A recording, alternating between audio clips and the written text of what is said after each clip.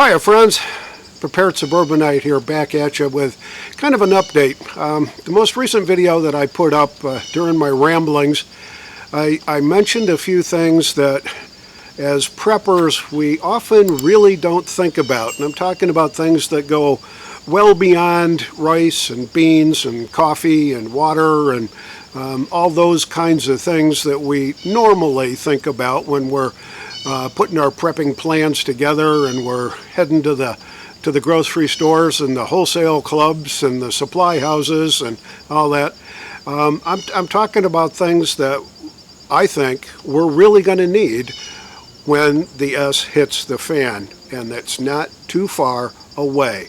So stick around and let me share my thoughts with you, and looking forward to hearing what you may be planning for and prepping for that is far beyond the normal. So stick around.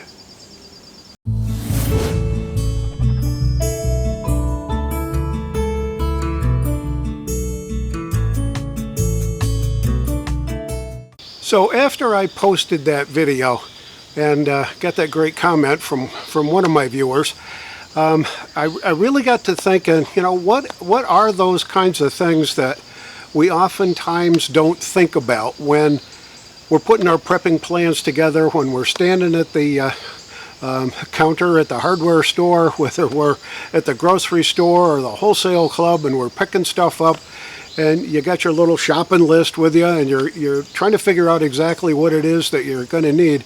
Well, if you stop and think of all the stuff that you're involved in on a regular basis, you got yard work to do, you've got storage kind of stuff, you need alternate forms of fuel and extra parts for this and that.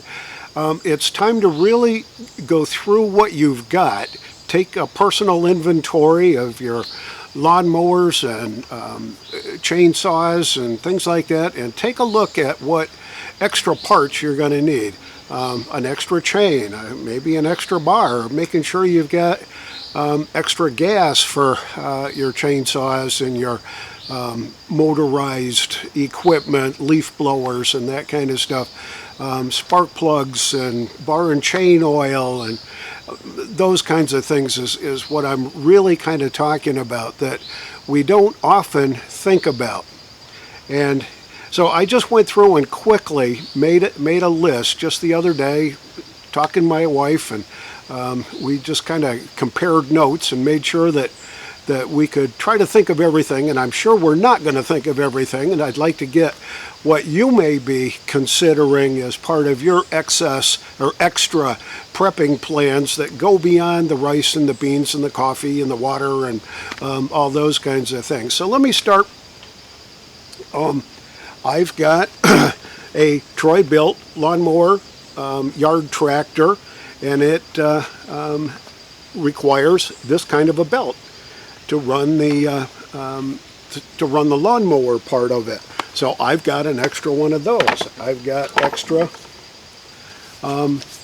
blades for it in case I hit that big rock. The ones that are on there now get dulled up. I've got a brand new pair that I can put right on very quickly to make sure that I can continue to mow the lawn. Now, mowing the lawn may not be your highest priority if the S hits the fan, but it's possible that you're going to need to have your lawn equipment powered up and ready, your chainsaws and that kind of stuff. So make sure you've got extra stuff like your spark plugs and bar and chain oil, that kind of stuff, and stock up on extra oil.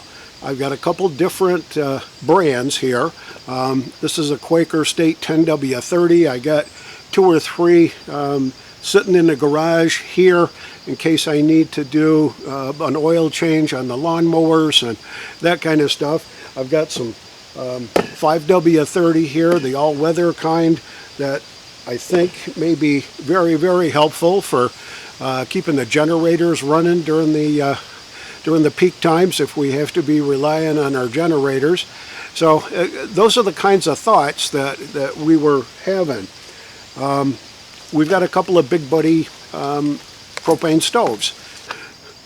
So the other things, we've got a Big Buddy, we've got a couple of them, Big Buddy heaters, and I just wanted to make sure that I've got enough of the little 1-pound canisters to go around. I do have the equipment to set them up and run them off a 20-pounder, which is now a 15-pounder, the regular bottled propane. But these kind of come in handy if you need to just take the chill off a room. If you're there and the power's out, works pretty well. Always good to have extras of these. I've noticed that the price has gone up considerably since last year when I was picking these up a little bit at a time. In fact, it's probably gone up about 30%. So be prepared for a hit on your pocketbook with some of this stuff. The other things that oftentimes we don't think about, work gloves. I picked up a couple extra pair of work gloves over the last couple of months or so, just so I could have them in case the other ones get ripped out or get damaged in some form or fashion. But I got a couple of different sizes. I got small size, a medium, and a large for me. It's actually an extra large for me, and I think it's a good investment to have a couple extra pair of work gloves around. I've got work gloves pretty much everywhere. I've got them out in the shed, got them here in the garage, got them in the Jeep, but having a brand new backup pair is really, really going to be helpful, and I think we're going to be needing it. The other cool thing, and these are my favorites, these Coleman long neck lighters. They work terrific for starting fires, for lighting the stove, the fireplace, getting things around ready. You get that extra little bit of reach in there. They are very reliable. I think they work a whole lot better than the Scriptos and some of the others. I really like the Colemans. I've got probably 3 in active use around, one that's for the barbecue on the deck. Another one's dedicated to our fireplace in the living room so that I can get in there and get that fire started. And it's always nice to have a couple of brand new backups for that. I also picked up, and this was a while ago, and I'm not even sure that you can still get them, but this is a 50-pack of the little Bic Lighters. And I picked it up. It was fairly reasonably priced, and I still got it.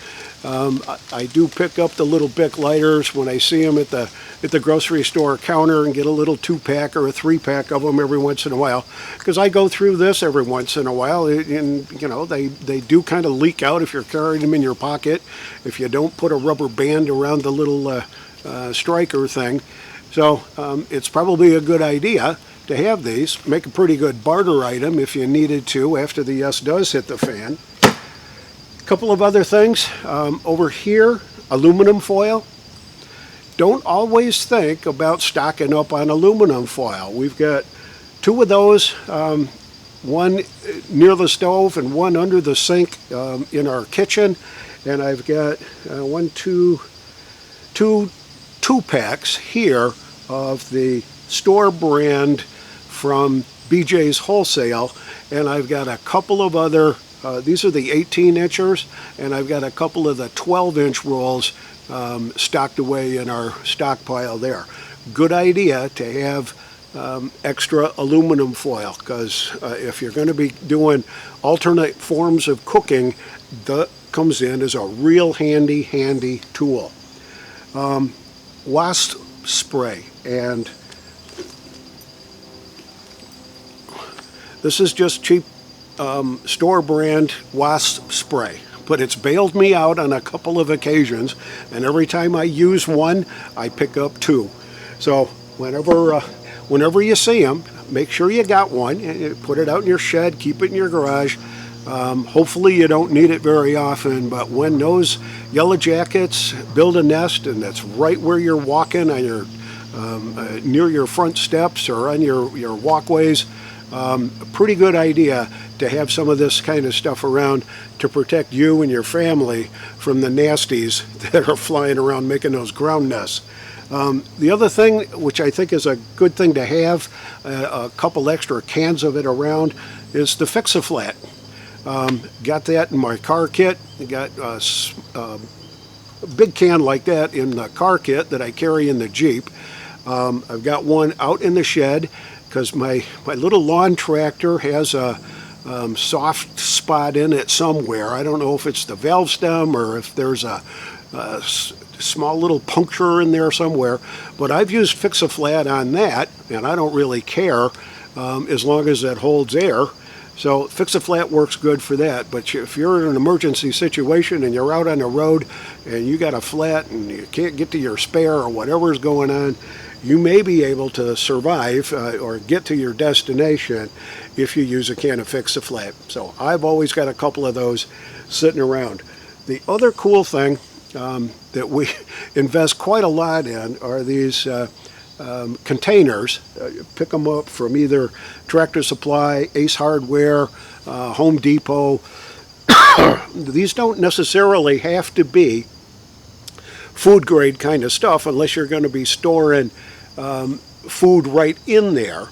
We use them to house and contain rice and beans that we package up in Mylar bags. In fact, we just did about 60 pounds of different kinds of beans just yesterday. Got them all packaged up and put them in these containers here, and starting to run out of room, but I think I'm going to have to buy another shelving unit just to hold some of this kind of stuff. We've got stuff stashed away pretty much all over the house, underneath beds in the spare bedroom, stuff like that. So I think another shelving unit's going to be pretty handy, like I put in a couple of months ago here. So those are the kinds of things that I've been thinking about, that I've been working on to make sure that the abnormal stuff, the not so normal things that we need and we're gonna need for the future, that we're stocked up on it. So it's best time to get it now because the prices are about the best they're gonna get. I don't see that prices are ever going to start coming back down, at least in the short term, and I'm talking within the next couple of years.